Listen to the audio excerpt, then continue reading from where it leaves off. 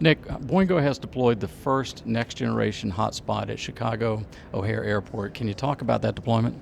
Yeah, it's been the making of some time now. We've been working with the WBA and all the members of that on next generation hotspot, on all the different compliance and programs that are being going on. And there's been quite a lot of testing being done in test labs for quite some time.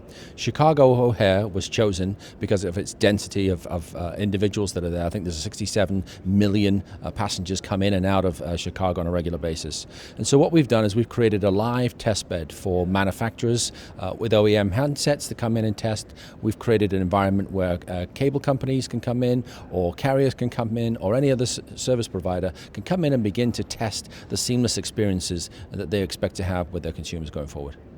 What will the next generation hotspot mean to me or you or anybody else who has a tablet or a phone and they're going through an airport? What's it really going to mean to me? Well, the objective is that your experience becomes completely seamless and almost invisible to some degree.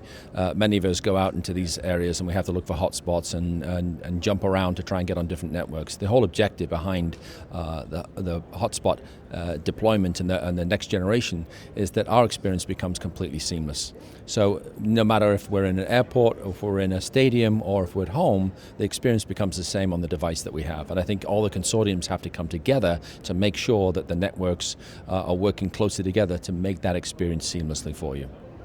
Well, Nick, I'm a longtime Boingo customer, and it's a value-add service for me wherever I go in the world. I would probably pay more for it every month, but I'm also an AT&T customer.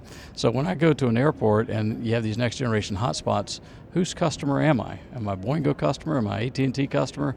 Walk me through that seamless experience from my point of view. Whose customer am I?